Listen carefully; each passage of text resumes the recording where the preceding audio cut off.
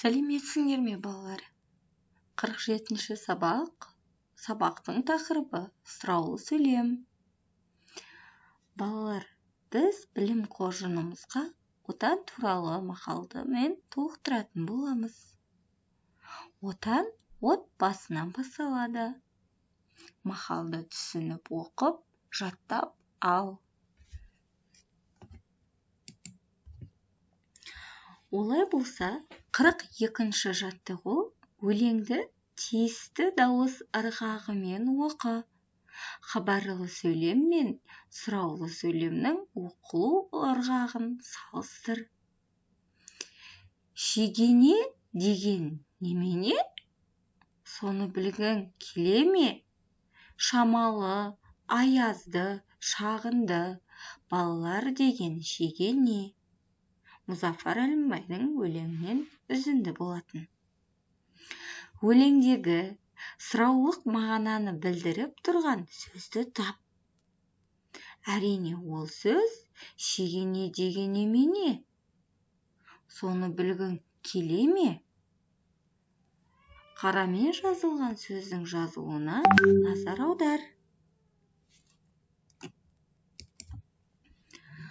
Сұраулы сөйлем жасайтын ма, ме, ба, бе, па, пе сөзінің алдындағы сөзден бөлек жазылады.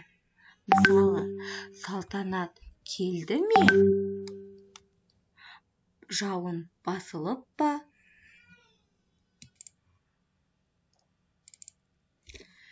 Кісіге қарап орынсыз күлме. Әжең базардан алма әкелді ме? Сабақтан кешік пе? Қанат алды келіп пе? Ешқашан өтірік айтушы болма. Қар қалың жауды ма?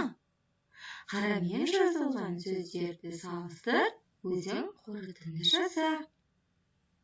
Күлме. Әкелді ме? Кешік пе? Келіп пе?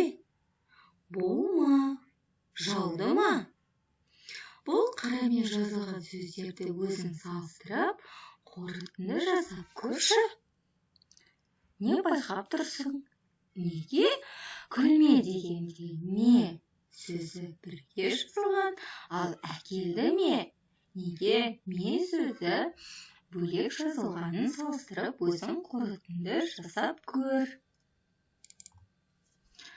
Сонымен, сұраулы сөйлемдегі сұраулық мағынаны білдіретін сөзден басқа сөздерге қарағанда көтеріңкі дауыспен оқылады. 44-ші жаттығу. Сызба бойынша бір-біріне диалог құрастырып жалғасыңдар. Қане, суретке қара, мектепке бару, театрға бару. Сызба бойынша бір-бірімен қалай диалог құрастыруға болады? Бірінші, бару. Сен мектепке барасың ба? Я, барамын. Мектептен соң театрға бара аласың ба? Жарайды, барайын. Дәл осылай екінші сызба бойынша диалог құрастырып көр. 45-ші жаттығу. Берілген сөйлемнің сұраулы сөйлем екенін дәлелде. Сен нешінші сыныпта оқисың? Тәжірибе жаса. Алдымен сөйлемді бірнеше рет оқып көр.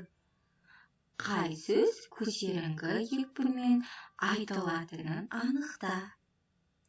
Зерттеу барысында сұраулы сөйлемде сұрау мәні бар сөздің көтеріңкі екпінмен айтылатынына көзіңді жеткіздің. Балалар, осымен бүгінгі сабағымыз аяқталды. Келесі сабақта кездескенше сау болыңдар.